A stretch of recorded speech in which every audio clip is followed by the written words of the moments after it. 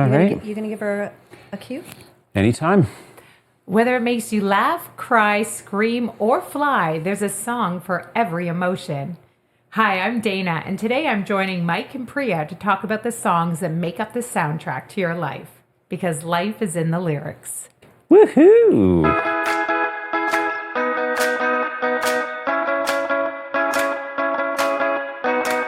We are indeed Mike and Priya here at Priya's vacation home, and we are really enjoying recording as we day drink. What time is it? It's 4:23. That's true. I mean, it's 5 o'clock somewhere, though, right? Yeah, it is. Yes. We are also delighted to be joined, as you may have guessed, by a special guest. Oh, that rhymes, and I love it. Yeah, I did that on purpose. And she's here to help us get through the genre of opera. Ooh. Hello, Dana. Hi, both of you. Hi. Welcome to our little podcast. Thank you. I'm so thrilled to be here. I love that. Welcome. This is the second episode that we have recorded here on what we're calling our road trip. We on road trip. We on a road trip, and apparently we drink. We day drink and we drink. Yeah, And we get high. And then the Gets hot high. tub. And then Yeah. the hot tub, which we did not do. Actually, we didn't. Nobody brought their bathing suit except for me. So I will be going into the hot tub solo after Oh, you this. didn't bring your bathing suit I either. forgot. Yeah, I might so did still I. go in some way. Yeah, Yeah. we're gonna be so wasted after. We're not even remember that we're going in naked. But it'll be interesting if this episode comes out before or after the episode we recorded yesterday, because yesterday it was a mess. It was a bit of a mess It because was a margarita mess. It was a margarita mess, and then what happened after? Oh God! podcast, Mike? Yeah. After the podcast, Priya realized. Well, actually, we both kind of realized that realized. we could do karaoke Into these microphones. into these microphones, and Priya got so excited that she changed the mic stand so that that we it could be was. standing. One minute I looked over and she was sitting in front of the mic. The next minute I look over and she's standing.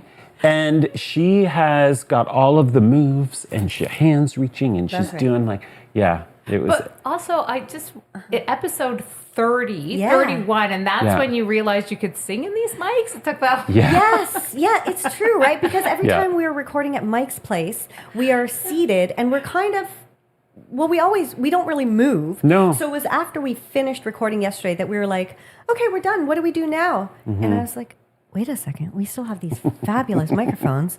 We just have to lift them up and stand and pretend like we're in the recording studio. Yeah. So Dana, Yes. because you are our opera specialist, Yeah. we're expecting some opera serenading. Oh, I just want to be clear. Right. I'm an opera specialist as an opera director, not Okay. a singer. Oh, You oh. do not want to hear me sing. Well, Opera. you just yeah, we'll get that one going.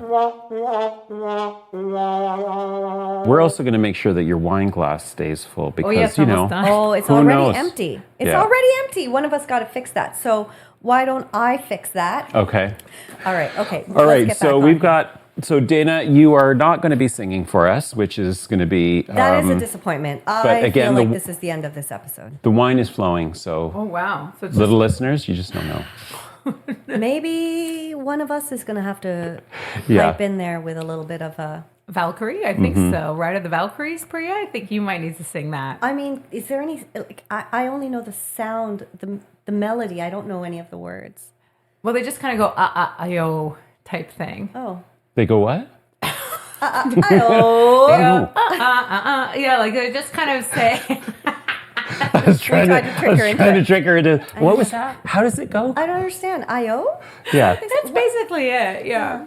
Yeah, they're just like Valkyrie cries. Is that how they used to Yeah, cry, battle I cries? mean, Like, according to "I-O, Wagner, we're coming to kill you? no, they're not coming. They're taking. They're heroes. The Valkyries. They're female, right? The Valkyries? Yeah, They're all like I mean, female also warriors? Marvel did Valkyrie. Yes, I know, but yeah, it's the same thing. they were warriors. Like They're female warriors. Yeah, they'll kill, but they'll kill people, but they're supposed to be on the good side. Yes. Okay, what is the Valkyrie? So so a Valkyrie. So Wagner did the Ring Cycle. It's 4 operas. Each opera is about 5 hours, and so it's a 20. And in Germany, once a year, they do all. Now, Mike, you're not so into opera. Yeah, I gotta say, I'm not so into opera. This is gonna be. You're probably not going to hear much from me this episode. You want to just take a napsies? Yeah. A little napkin. Yeah. Yeah. Yeah. Wake me up at 5. Wait, but wait a minute. Just wake me up before you go.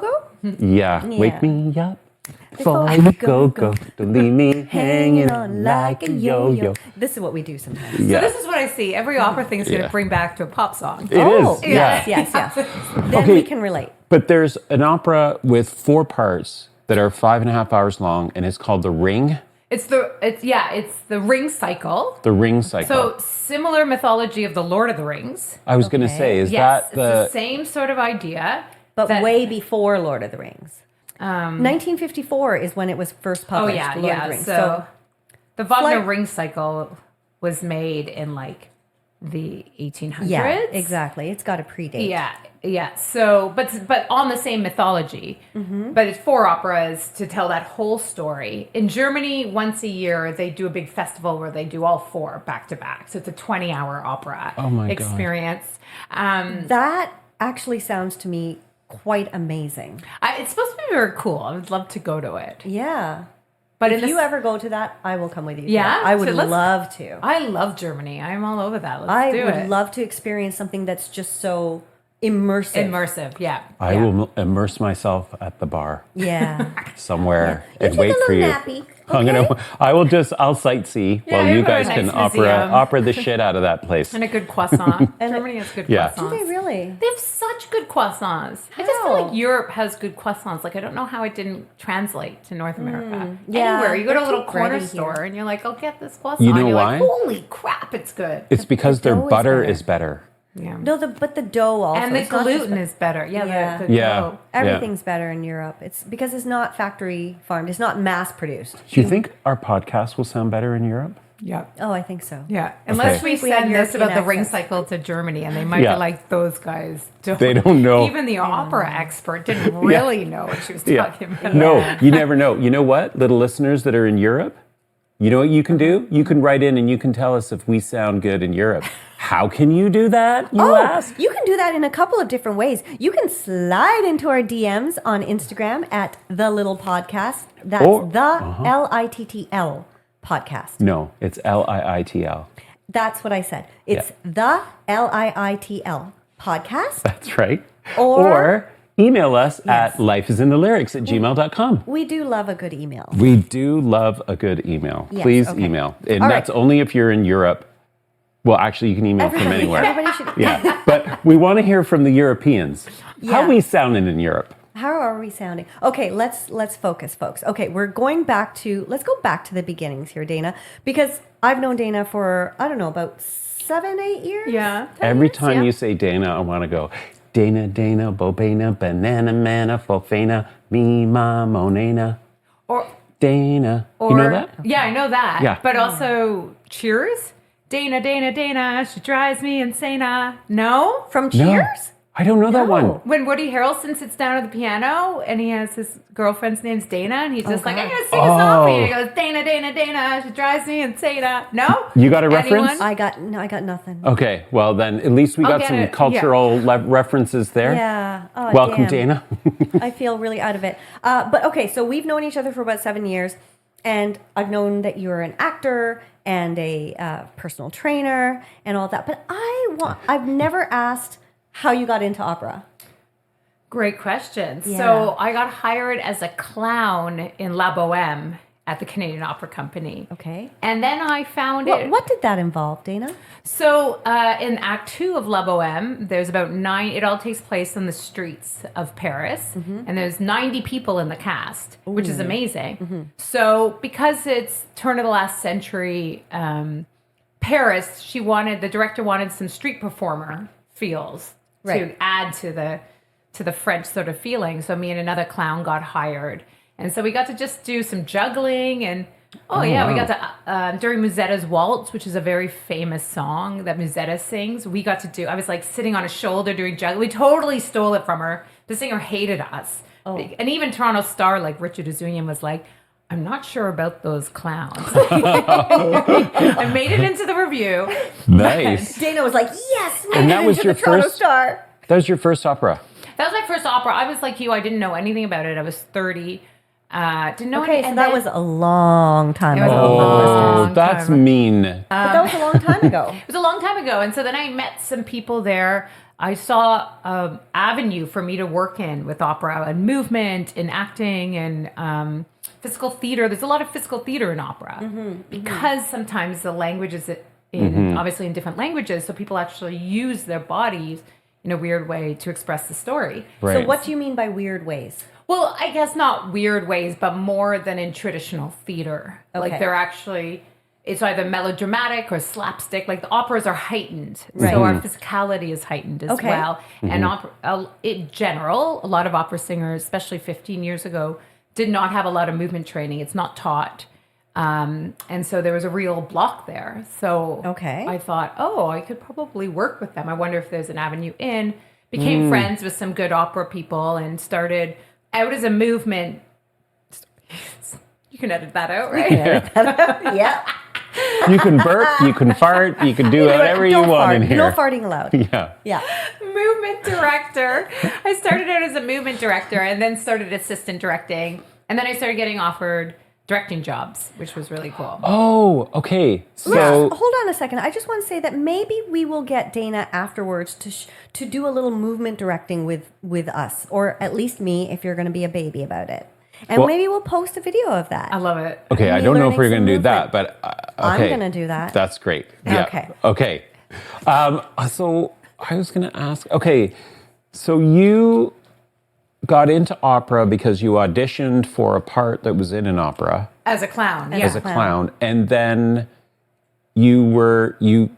that piqued your interest, and then you got a job doing assistant directing and doing some movement directing. movement directing. That is and then so assistant cool. directing, and then started getting hired as a director. Yeah, So- it's a small world. So once you become part of that world, Wow. and then It's I've learned- pretty it's pretty insular tight. or Yeah, something? Okay. really insular. So what was that when you were clowning around on stage for La Boheme?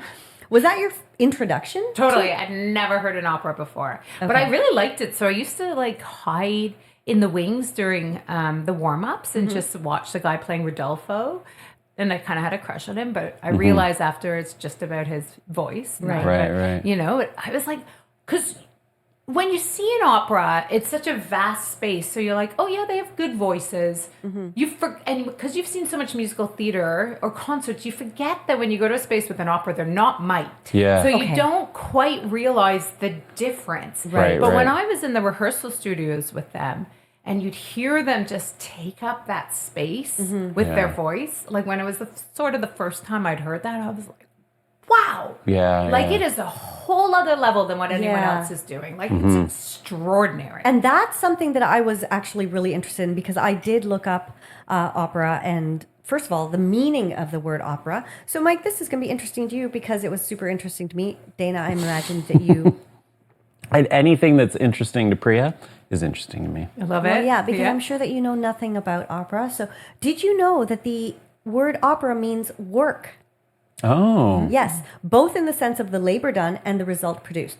The Italian word derives from the Latin word opera, a singular noun meaning work, and also the plural of the noun opus.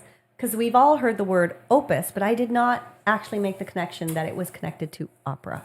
Yeah, that makes sense. Work, I didn't know. That's cool. Isn't that very cool? Yeah. And so I had wondered, and I wanted to ask you because I know that traditionally they don't use any amplifying tools. Yeah. And I wondered if nowadays they started to use like little lav mics or something, but they still don't, eh? Not in any of the proper opera houses. When 2 years ago, I was directing at Laurier, and we had talked about actually putting lavs on a couple of the singers, because in some of the universities, when they don't have a proper theater space that's been built for that reason.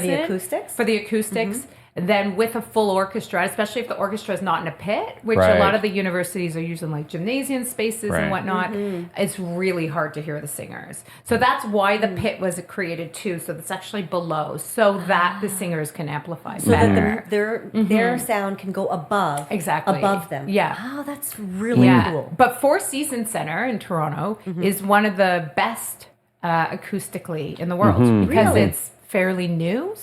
So some of the older, more beautiful opera houses in Europe are incredible, but now with the technology that we know now, if you're building an opera house now, you can be even better Right. acoustically. They also do ballets at that. Yeah. Mm-hmm. Yeah. Okay. Yeah, National Ballets. So, okay, I want to go back a little bit though. How did you get into performance? As an actor? Yeah. Oh, I was in it in high school, and then I went to George Brown Theatre School. Oh, and then after George Brown, I was having a really hard time with classical theater. No one seemed, it didn't click with me, but physical theater always did. Like it was just something that I didn't even try. And once we had a physical theater workshop at George Brown, people were like, oh, there's Dana. Everyone, I just mask and slapstick and comedy and all that weird stuff made a lot of sense to me. So I fell a little bit more into that world after. Oh, cool. After theater school.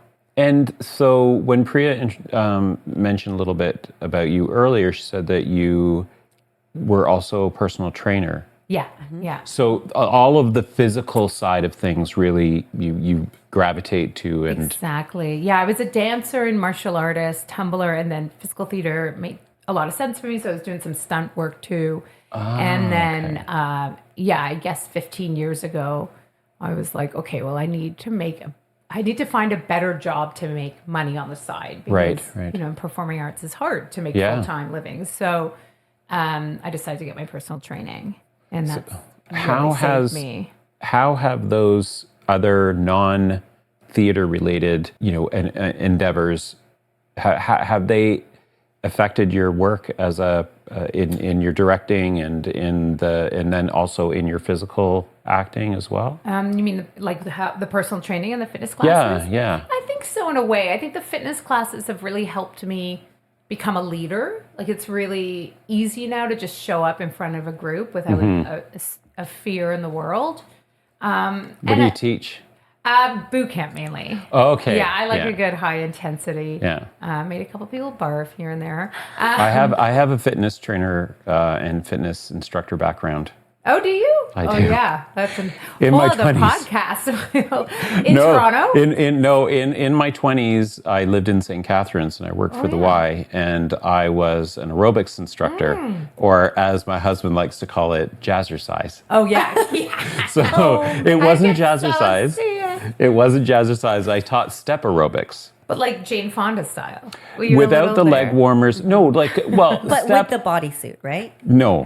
I did Okay, have sorry. tight shorts on. Oh. But I can. Like John Travolta in that physical, that movie? Exactly. Yeah. Exactly. Not as skinny, but just as gay. No, I'm kidding. Just as Sorry, gay. John. No, but I can relate to that, how that part probably can, how it connects to your performance side, because you do got to get up there and you've got to know what you're doing, and you've got to kind of think on your feet as you know your routine, you know what you're going to do, but then you also are responding to what people are feeling. Do they need a rest? And you just get up and you can feel through it. Yeah. And then once you do it long enough, you like walk in there, you're like, what am I doing today? Yeah. Boom, boom.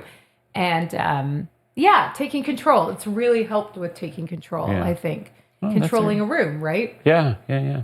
That's great that you also have been able to find something else that you enjoy that is kind of related in parallel to the theater side. The theater and the directing, because it's hard. It's hard to make enough money to have a contract as a freelancer, to have a contract back to back to back, that you never have to do anything else. So it's a nice side job. Yeah. Cool. Okay, now you've directed other things as well. You've directed some short films, and have you directed any theater? No. Okay. Film and opera. I can't break into theater. So let's talk about the difference, because, and first of all, I'm fascinated by the fact that these singers fill up the whole space, and these are not small spaces. Like if you've been to the Four Seasons Theater or any opera theater, they're huge spaces. Like what is the training like? I don't know if you know what their training like is to be able to fill that room with their voice. Yeah, it's an incredible amount of breath work and way of singing. So they'll often say that most opera singers would say they can't do musical theater and opera because musical theater will destroy their voice. That belting sound and a pop sound can destroy, or obviously a rock voice as well, can destroy the voice. So that what they're doing is a very natural vibrato. And so it's a lot easier to protect your voice, and you have to use all of your breath work. But I mean, these opera singers, like I had a roommate, I did the young artist program at Vancouver Opera, and I was roommates with a singer. I mean, she worked. I mean, she sang nonstop. But like you work, we'd get up in the morning, we'd have our thing, and she'd work till 10 at night. You know, there's no like, okay, now it's Like time singing, practicing singing. the rhythms. You know, you're hearing her go through like 3 bars, the singing, all of the things. Like they work, and they have to do university programs, not only university, then they have to do masters, then they have to do young artists. The opera singers won't even be looked at by opera companies if they haven't gotten a master's in opera singing. Wow. Yeah, it's not like you can just show up. Crack into it. Yeah, you can't. You have to do all the steps. And then you should do young artist after that. And Which I feel that makes it sort of unique, because you could crack into musicals probably without that kind of you can extensive crack, training. and obviously pop and rock and acting, you know, and even theater. Sometimes people don't even go to theater school, and somehow they end up in theater. So while there's still hope for me to break into musicals and become a huge star that way, like opera is probably off the... I mean, you'd have to go back to U of T. We're looking at about 6 years, 7 years. Ooh. I think I'm not even sure the other part's going to be a possibility for you. Oh, wow. Especially if we release that video we recorded last night. I think you're wrong there. If people see the emotion with which I perform, I really put my all into that. Yeah, but you're competing with me. You saw all my moves. I have a lot of moves. I saw all your move.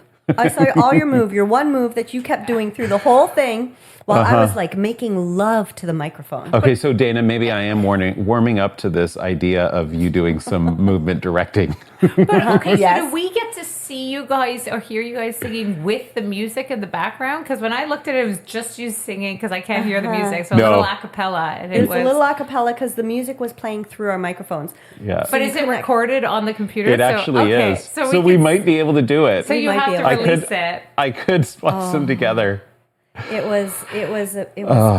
Okay. Anyways, it's not about us this episode. Sorry, it's yes, about okay, you. Let's focus. Okay. I did have a question about the weight of opera singers. Now, traditionally, Why?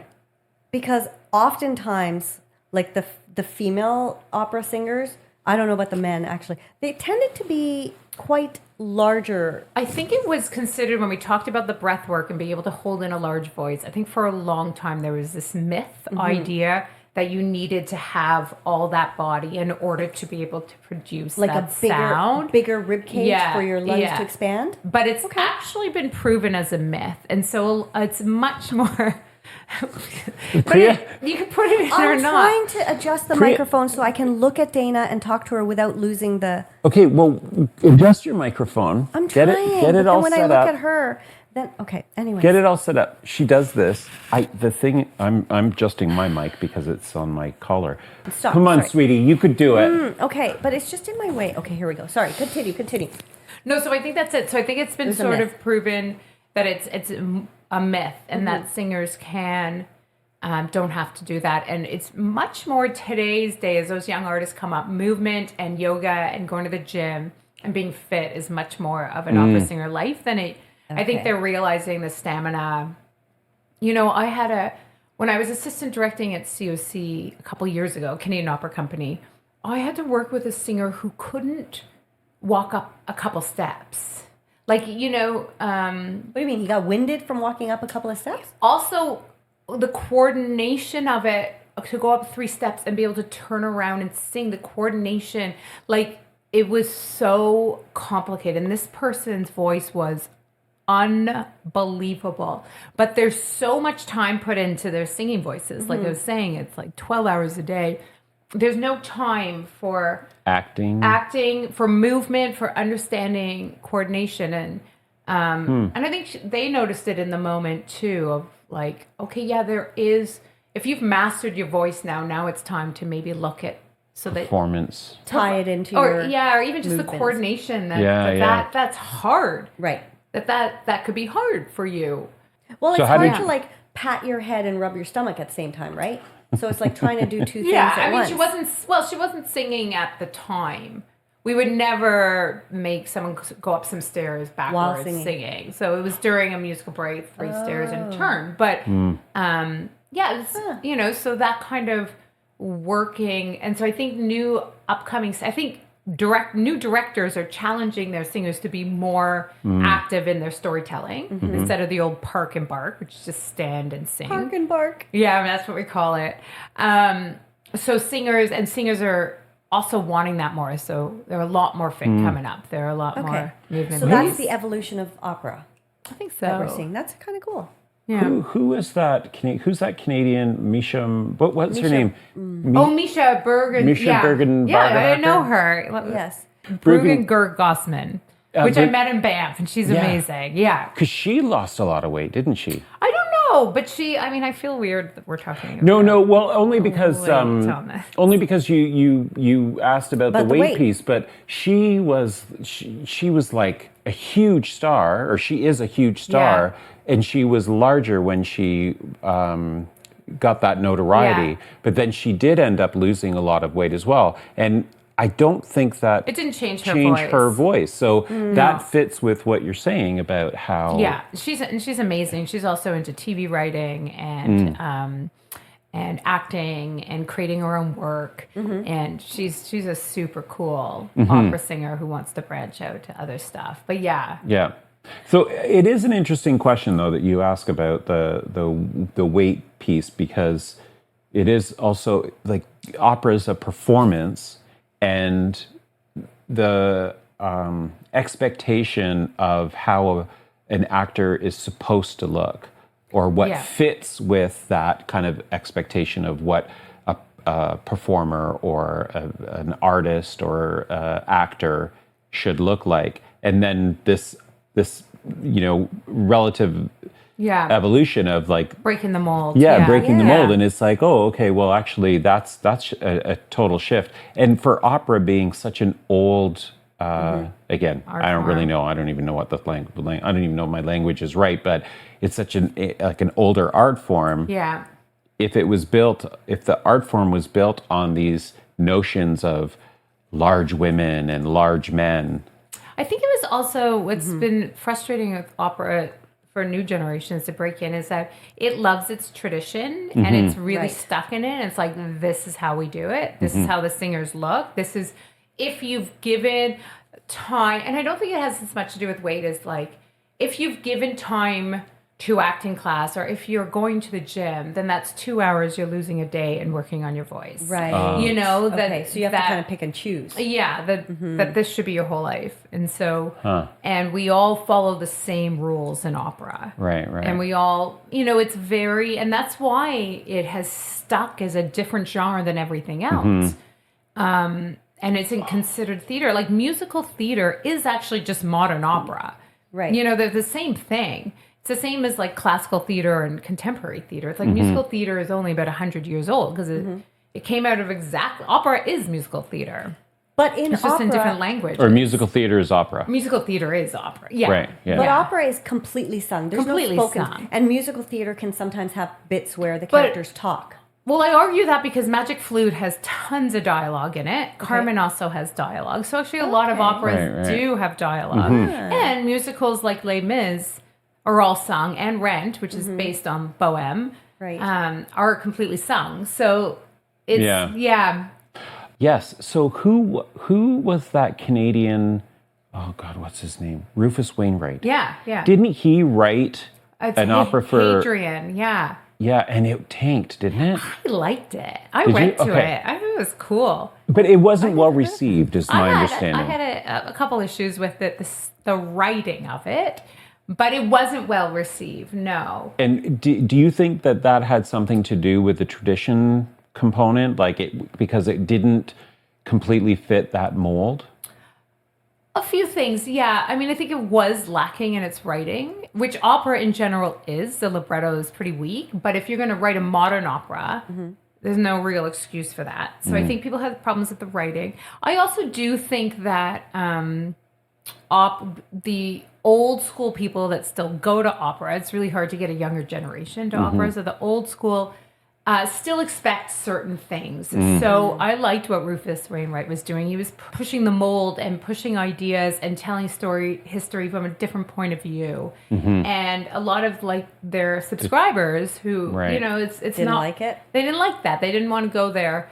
Was The it a modern? traditionalists. The Was it- traditionalist. What was the setting of his? Was it just too modern, you think? Well, it's Hadrian, which is the Roman Empire. Look at me. I'm nodding like I know. I know. I know, I'm a- I don't It's know what Hadrian. that is. Well, of course. Yeah, Yeah. it's like the Roman Empire who was gay and had a lot of male lovers. Okay. And Tell me more. Tell Mike me is like, more. tell me more. So it was really quite racy and kind of exciting. I think it dropped other pieces of history from the same time that this Roman Roman emperor Emperor. did. Yeah. Jesus, sorry. That did, which was not good. So it's sort of Did you just apologize for saying Jesus? well, yeah, and for saying Roman Empire instead of emperor. Oh, okay. Yeah. Jesus on the podcast. So we talk about the Romans. Dana, it's fucking Jesus on this podcast. That's right. That is correct.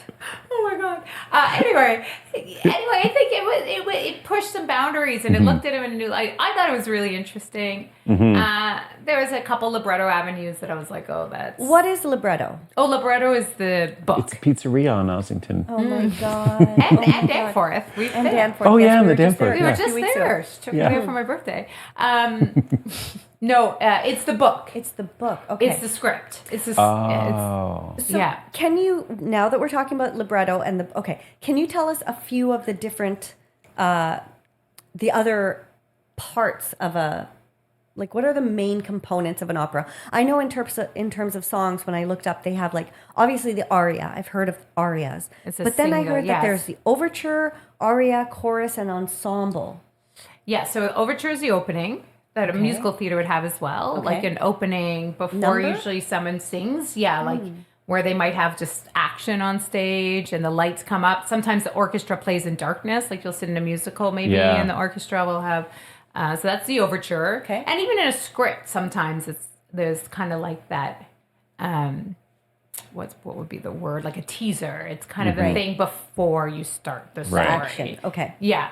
And then the aria is a solo song. Okay. Chorus is the chorus singing. So is that like the background performers, sort of? Or yeah, it'd be like the Greek chorus or a musical theater would have a lot of, chorus numbers. Right. Chorus line. Chorus line. They're God. all auditioning for the chorus. That one, it's Yeah. a goodie. Yeah. It's a goodie. I'm really picking my Mike's doing my the kicks limited, from a chorus line. like, okay, chorus line. I know Yes. that one. Yes. Libretto. It's a pizzeria. Yes, Yeah. that's right. That's right. Yep. Next, come on, fire at me. I got this. Hit me. I got What's the this. ensemble? What's the ensemble? The ensemble is everyone. So I Okay. guess maybe that means It's like her velvet jumpsuit. That's an ensemble. Oh my God, you're so Okay, good. I'm going to just stop talking now. Everyone, I Keep am going. wearing a Zip velvet it. jumpsuit, and I will zip A black it velvet. up. Yeah. Which is also a song. Black velvet In the that little midnight. boys. That is so sad, though. She didn't make a penny off of I that heard album that. Why? because she got a really bad contract. She got locked into that contract. Alana Miles, we're talking Alana about. Miles. That's why she never made any other music. Really? I Yeah. heard something about this. Yeah. Yeah. That's happened to a couple singers back Yeah. in the... But anyways, Okay, wait. back to opera. So your question Yes. was all the components. Yes. We asked about Go. No, we did the overture, aria, chorus, and ensemble. Okay, so the ensemble is everybody on I stage? think so. That Okay. one I'm not really sure about. Okay. That makes Now, sense. I was recently in Paris in March, and I went to visit the Paris Opera House. Amazing. Have you been? Just on the outside. I didn't go to a show. Did you? I didn't go to a show, but I did I Tour? did go inside and look, and it was just, it's quite magical going into a proper European Yes. opera house. Like the Canadian Opera Company's, the Four Seasons Center is beautiful. It's very modern. It's very modern. It's So- not amazing like we went to the one in It's- Munich recently. It was It's not the same. unbelievable. Yeah. Yeah. You see these buildings that have been standing for hundreds of years, and just imagining the history of all the performers that have gone through there, and just how beautiful it is inside, like just the statues and the artwork, and it is. we'll have to post some photos of that opera house. It was magnificent, and I was really bummed that I couldn't see a performance there. I have always wanted to see an opera performance in Europe. We saw Elektra in Munich. They had very side box seats. All the box seats, yeah. Yeah, which were beautiful. And we got a box seat, but I couldn't see half the stage.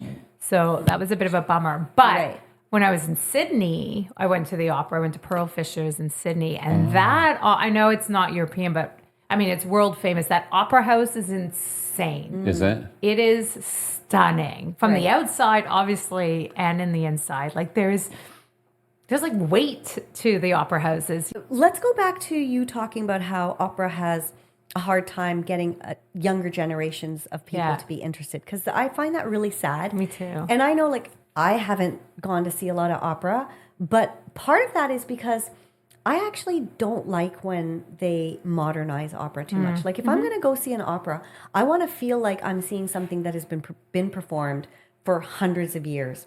Just like when I go to Shakespeare in the Park, it really makes me mad if they take Midsummer Night's Dream and transport it into 1960s or something. Just don't do that. Just show me Puck in the fucking wilderness in, like 1800s or 1700s, where William Shakespeare was imagining this happening. I hear that. In general, I agree. I think I agree more with modernly written opera, because I feel with modernly written opera, they want to try really hard to not be musical theater. And then there's people that are on the line, like a Sondheim or something. But then it just sounds very atonal, which is not pretty. And that's where modern opera, because people are trying to keep this opera art form separate from musical theater. So now they're trying to do this atonal thing. And it's like, well, it's not pretty, which is why not a lot of new operas are very popular. But Joel Ivany, that I've worked for many times, who's an opera director, he's now the artistic director of Edmonton Opera, and he's brilliant, who brought me into opera.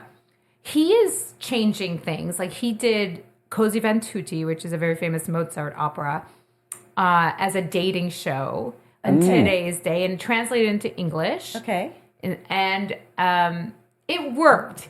Because Mozart's music is so incredible. And when it's in English, it feels a lot more relatable. And so it did work. And we watched it. He put it up in the CBC building, so it felt like a real recording of a dating show. So it can work. But I would prefer if they do the whole thing. He Anglicized it. He made it about Netflix and chill. He redid the lyrics. So it had a totally different vibe to it. And then it's fun because Mozart himself is so brilliant. Like, once you start listening to him, you're like, oh, I can see why he is a legend. Like, he's so brilliant. But when his music is always in a different language with badly written librettos, which a lot of those, like Magic Flute, and they're offensive. Like Don Giovanni is offensive. Marriage of Figaro, they're offensive in today's day. But tell us why, because we don't know those stories, the plots. They're like, Don Giovanni is, Don Juan. He's someone going around and sleeping with women and tossing them. And, it's like... So it's the president of the United States. Yeah, it's Trump. Yeah, and did he grab some women by the pussies? The music is insanely good, but you get tired of that story. And how many operas do you go to where you're like, the opera I just went to last week, you're like, oh, right, the man's in a jealous rage and murders the woman at the end. Right, just another And so I think part of the problem is modern audiences are tired of that narrative. Yes. Which I think is really fair. And yet we continue to do it on TV series and movies all the time. We do it all the time. And it gets frustrating. But I think, so what Joel was doing, which is really interesting, is like, hey, Mozart, no matter who you are, this music you should listen to this music, because he was writing notes like nobody else. Like, so if I modernize it and give it a little spin and make all of a sudden this idea, like Così fan tutti, the point of that opera are the two friends go, hey, let's dress up like each other and see, let's put disguises on and see if we can make our wives cheat on cheat on us with each other. Like totally tricking the women to show, and Così fan tutti means all the women do it. Like everyone does it. So basically proving that all women cheat. Like, it's so offensive. Right. So it's hard to put that opera up today because it's like, but so what Joel's doing is trying to find an avenue that this beautiful music can still exist and be kind of. So if you make a ridiculous dating show out of it, and it's like part of the dating show, Trying to make it relevant to today's I think audience. so, because I think that's why younger audiences are like, I don't know. And Mozart is an acquired taste, so on first listen, especially in a different language, you're like, I just don't understand what's going on. It's so much. But, I have a couple of comments about some of that there. So prior to us recording, we were talking, and you enlightened me on something that I think is very cool, and I want you to share with the listeners. But before we do that, I think one of the other things that, for me, I find, that gets in the way of my appeal to opera is opera, in my view, is considered a highbrow, an elite kind of musical taste. Yeah. And I didn't grow up in an elite kind of experience. So there's this kind of residual thing. There's this baggage I have.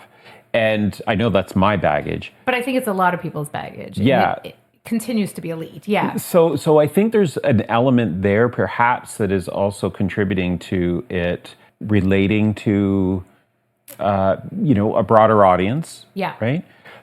But when I think about opera, my earliest memories of opera are from Bugs Bunny, Yeah. right? Looney Tunes, because they were always Bugs Bunny with whoever it was that was writing those cartoons. They were always integrating opera into the cartoons. So there's sometimes when I hear some songs, I'm like, oh, that I remember that from watching cartoons as a kid. Yes, totally. Right? So there's this other piece where it's like, interesting that, 50 years ago, I was getting exposed to opera music through cartoons in a very entertaining way and relatable, quote unquote, because I was watching cartoon. But I didn't really know that this was this kind of music Very genre famous, that as I got older, I would perceive as being, an elitist kind of thing. So it's like, oh no, actually it is made for me too in my little blue collar life. And then the other piece, what I alluded to, there's a lot of, and we've already talked a little bit about it with the Four Rings. The Ring Cycle, which Ring is Cycle, Bugs Bunny, right? the very famous song. There's a lot of current, modern, you mentioned Rent, La Boheme. Yeah. And you've actually mentioned it a few times in this episode. What's the song that O Canada, our Canadian national anthem, starts with? Oh yeah, it's the beginning of Act 2 of Magic Flute. Is like the first 5 notes of O Canada. Let us play a little bit of that for you so you can hear how similar.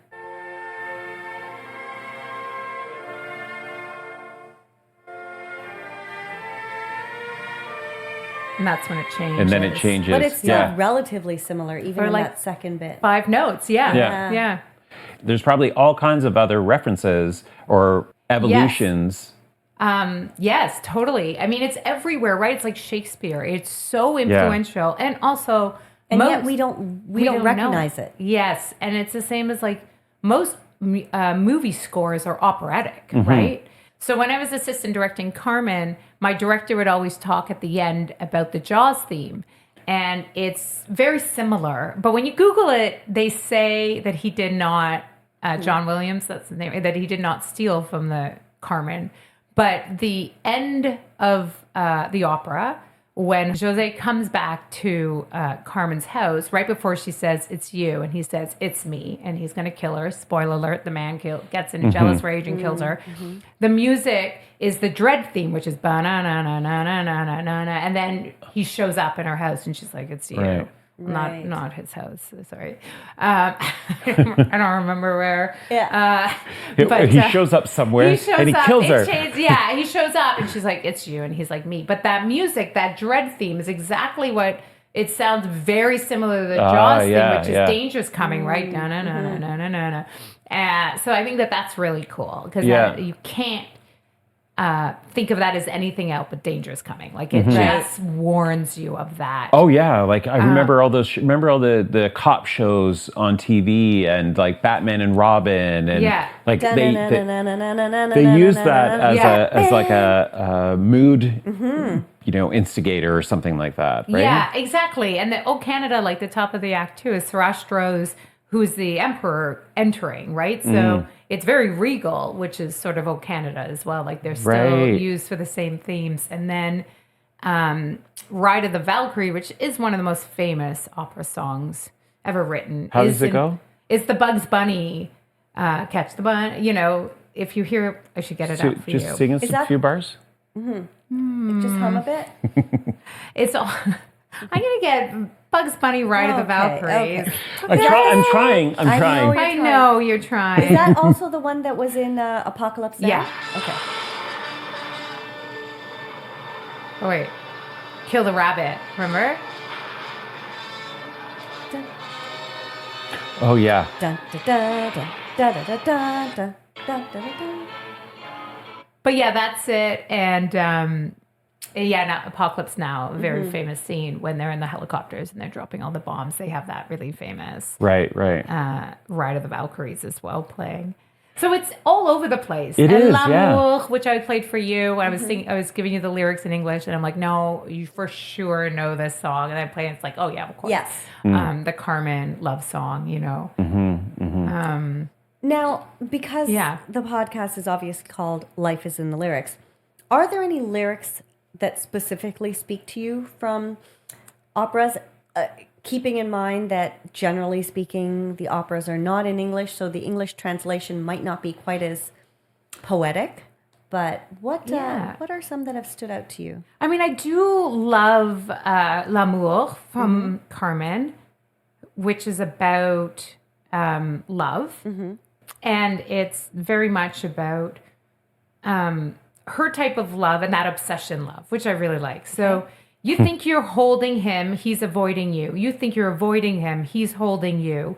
Love is bohemian child. He never knew a law. If you do not love me, I love you. If I love you, beware. And I kind of like that, if you're not going to love me, I'm going to love you. And if I do love you, beware, which is the danger, because there's a lot of danger in Carmen. And I think that this is really relatable. If you're holding him, he's avoiding you. And if they're avoiding you, I'm holding, that's Isn't it always the way? Is always the way. And I think Carmen sings a lot about freedom and not being controlled. And she wants to love when you don't give her. This is why men are obsessed with Carmen, which is always kind of strange. But she wants to love you if you don't love her. And she doesn't want you to obsess over her. She wants to be free.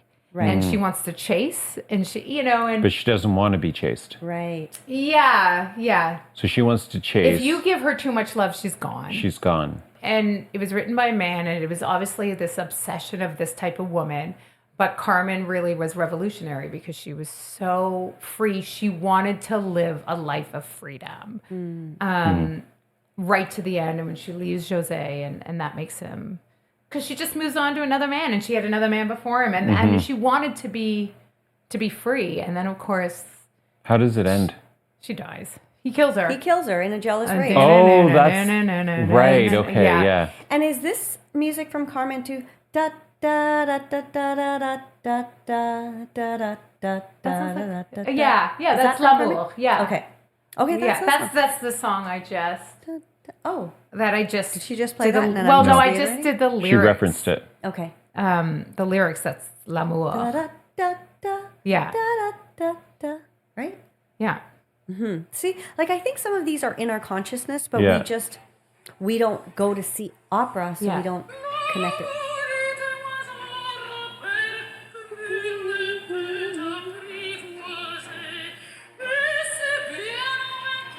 Yeah.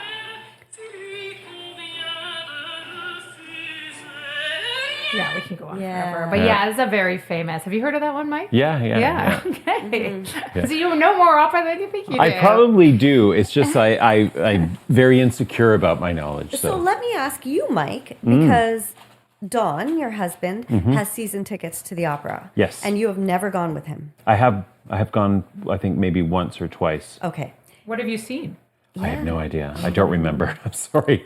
Because now, was that because you felt like it was just sort of beyond your appreciation, your scope of appreciation, like you wouldn't be able to appreciate it? Probably a little bit like that. Like I would think that if I went more often, you know, like when you repeat something over and over, you become it's familiar. acquired and yeah, you acquire that taste. So yeah, I think that if I did go, I probably would. But So after this conversation, and obviously the answer can still be no, would you be more interested or inclined to try out an opera, kind of having a little bit of... yeah, because I will say that one of the things that I'm getting out of this episode is reminding me that opera actually is part of the fabric already of my musical interests or exposure or, you know, experience already. Yeah, Like I mean, I think what we need to remember, even when we look at like pop or rock, actually rock is very close to opera. I've not met a conductor, a musical conductor for opera who's not really into rock and roll. Like they're actually quite close. And How? Because that does not make any because sense to me. the drama Right. and Meatloaf. Yeah, Yes. Meatloaf. Oh my is- God, think of I mean, Meatloaf. Meatloaf So is Yeah. an opera singer. Yeah, he was trained as an opera. And yeah, his voice is extraordinary. Bonnie, not Bonnie I will Raitt. do Anything for love. And Jim Steinberg, who wrote all those songs. Oh yeah. Gosh, she's amazing. Did you see Bat Out of Hell, the musical? It's Yes. great. Yeah. I loved it. Yeah. So And what else? I was going to say, what was it? Total Eclipse of the Heart? yes, That's Phil's very- also Jim Steinberg. Oh. Yeah, he wrote all of those Celine Dion, Meatloaf. He wrote all Yes, those Celine songs. Dion. Yes. Yeah, If you look absolutely. him up as a songwriter, you're like, oh, they all make sense. They're all so dramatic. Right. But if we think about at the turn of like in the 1800s, that opera was just the popular music, especially in Europe. Right, yeah. That it's the same as when people talk about Shakespeare. Well, that was the entertainment of the time. Right. It's the Taylor Swift or Yes, the whatever. Exactly. Mozart Yeah. was the Taylor Swift. Like Yeah. he was the He was legend. the guy. He was the guy, So the man. So it all relates to that, no matter what kind of. Have you seen Sinners? Not Have yet. I'm dying to see that. There's No. a scene in there which is I don't even know if I a should new talk movie. about it. Oh, Sinner? About vampires in the South. Oh, okay. Yes. I don't want to talk about the scene because I don't want to ruin Okay, it for don't you. ruin it for me. Okay, it's just No very spoilers. cool. It's sort of exploring this idea of everything comes from something else Okay. So in if the you had to- evolution. I'm going to see that movie next weekend. Okay, I let's think talk. actually. What did you just say? Sorry. The evolution. Yeah. So if you had to, like, if somebody were to ask you, like maybe a 25-year-old kid who's interested in just the arts and was like, I just don't think opera is for me, what would you say to them to maybe help them appreciate it or maybe encourage them to attend? I would say, well, just take a moment, maybe do a quick reading of it first, and then go in accepting the extravagance of it and allow yourself to be taken for the whole ride. Like, I think musical theater tries to run the line of overdramatic and naturalistic sometimes, which is how it comes off as a little cheesy. Right. But to just come out in opera and just go, allow yourself to be taken in. And if you get bored of what's happening on stage for a sec, watch the orchestra. They're incredible, you know? Take yourself down there, close your eyes and just listen to it. There's always surtitles. And don't, and if you're worried about the length, because I think that's one thing, is that we're not used to very long things anymore, very long pieces of entertainment. And then, choose to, some operas are 90 minutes. Find a shorter one. Give it a chance. Yeah. I remember, and I wonder if you remember, in the movie Philadelphia with Tom Hanks and Denzel Oh, Washington. yeah. Do you remember, and if you guys, if our That- little listeners have not seen that movie, that is an extraordinarily beautiful movie. But in that movie, there's a scene where Tom Hanks plays as he's really kind of succumbing to his illness, he plays his favorite opera as Denzel Washington, who's kind of like this hotshot lawyer who's not really cool with the whole gay thing, but he wants to take this case on to make his career. And through the course of the film, you just see how he starts to Understand. just to understand that this is just a human being who's has a partner that is as equally supportive Worthy and of- worthy of love and everything.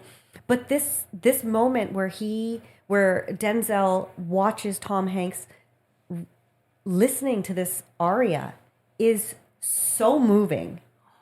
I need to go back and watch that. Oh, it is. do you Yeah, remember it's a it? very No, powerful it scene. was so long Yeah. ago. Yeah. It's just he's so broken in terms of his body is really giving away, and he's at the end of his battle, I think, with AIDS. But he's listening to this music, and it's so uplifting for him. It's so beautiful. That might be a place for people to kind of start an appreciation for opera, because it is so melodramatic. And I don't know a lot about opera, but I think it's magical as an art form, just how melodramatic it is. It's all about emotion. Yeah, and I think the music, some of those original composers of Mozart and Bizet, Wagner, all these, they were incredible. Puccini wrote Bohème, like they were brilliant. They're brilliant minds with notes, and the amount of complexity is quite something. But we're not used to it, so it's like takes us a moment. It's like a liver pate. Takes a moment to. Okay. Yeah. So as we approach the near end of this episode, I want to ask you, is there anything that you like more professionally now that you're deeper into opera as assistant director and director, and you started out with acting and obviously singing? Do you? Is there? We've yet to experience that. We'll be outroing with your. Oh God. Yeah. What do you prefer more, or what gives you? How would you talk about like what you enjoy and what you get out of each of those kind of sides, the performance side and the behind the scenes side? I mean, I like acting. Acting is so fun. Being on stage or being even on set is so fun, but you are also not part of the larger picture of a project. You are just a piece of it. And so what's fun with directing is to see the entire picture, whether it's for a film or for an opera, all the elements, you know. I mean, opera is so exciting, like the production, the themes, the set, how you want to tell this. It challenges a lot more different aspects of you than acting. And so as you get older, you're kind of, acting's great, especially when you're on set, which I love being an actor on set, but you're not really much at all about the product, you know, unless you're really, you know, the number one, the lead. You really don't have much to do with the whole thing. So it comes out a year later, and you're like, oh, there I am. But to be part of from beginning to end and that whole creation is really thrilling as an artist. You really feel like you've put something together. Great. Yeah. That's my thinking. Yeah. Yeah. I like that. I'm going to just say that for those of the people out there who think opera is such a old art form, it's not relevant, it might be interesting for you to know that Taylor Swift's maternal grandmother, Marjorie, who she wrote a song about, was an award-winning coloratura soprano. Huh. And she inspired Swift to pursue a musical career. And then also, some experts have equated her Eras tour, which was 3.5 hours of her performing, to be sort of similar to the performance of an opera, because normally... Oh, I haven't heard that one. Yeah. I just looked that up right now. I was like, is Taylor Swift into opera? Let's bring this back to the people. Yeah. Deep and instant research. There we go. Yes, It is. exactly. It's everywhere. It's like Shakespeare. When you start talking about Shakespeare, Yeah. you're like, Yeah. he's everywhere. Yeah. Right. He's everywhere. You don't even realize it. And he's inspired so many stories. And opera has inspired so many musicians. Yeah, see, the answer to your question, Priya, I would think that's if I was somebody who knew something more, like knew more about opera, that's what I would say. I would say to young people, did you see Lord of the Rings? Did you like the movie Rent, or did you ever see Rent as a theater? Did you, I would try and make those sorts of connections to modern interpretations of opera. And so if you like them, then you actually do like opera. You actually do have a connection to opera or an affinity for opera. An analogy would be reading your family tree or something like that. Like getting, like, what's the history that helps me understand who I am today? Yeah. That kind of thing. Yes, yes. What's up for you next? I just finished directing at Ottawa University. I directed Cendrillon, a French version of Cinderella, and a new opera, Alice in Wonderland. And there is a opera short that I directed for the stage last year that we're turning into a short film. Oh, Speaking cool. of trying to find a way to make it more accessible to a younger younger audience. generation, newer audience. Yeah. So it's 12 minutes, modernized, not atonal at all. The music's stunning, thriller with a twist at the end where we don't think the woman has any power, and at the end she has all the power. I'm really excited about it. So we have the money already for the recording, for the professional recording. We've gotten half our funding. So we're recording that in September in BC, and then we're hoping to film it either the end of August, but it has to be filmed in the woods. So if we don't get enough funding by then, I mean, not end of August, I meant end of October. If we don't get enough funding by then we'll film it next April. So it's a long journey, cool. but it's Yeah. going to be fun. It's a two-hander. Yeah. It's really dark. The music is stunning. What's it called? It's called The Laurels, and it's a Daphne Apollo myth sort of flipped, and it explores another thing that I really am interested in now, which is, again, I guess we were talking about Carmen, like a female freedom.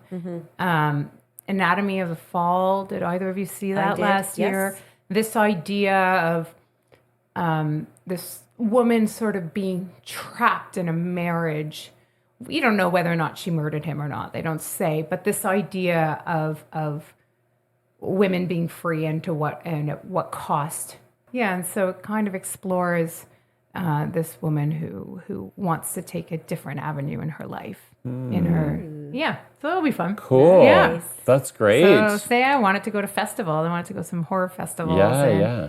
Great. Can't wait to it. see that. Well, you. what do you think? I think it's time to call it and have some dinner. Finish Okay. that bottle of wine. Dana, thank you very much for being on the little podcast. Thank you. Life is in the Love it. lyrics. Thanks for coming all the way out here to Tarot. Oh to my do gosh. this. Thank you. It's so been great. such a joy. I've learned so much. Yeah, me too. And I much more open to the idea of going and exploring this opera connection. So Love it. I'm so thrilled. all right, well, Thank you. thanks to the listeners for being with us Yeah. this week, and we will see you next Wednesday. That's right. Well, we won't see you, but you'll listen to us. That's true. You'll Yeah. hear us. Thanks, everyone. Thanks All for right. listening. Go ahead and see some opera. Bye. Bye. Bye.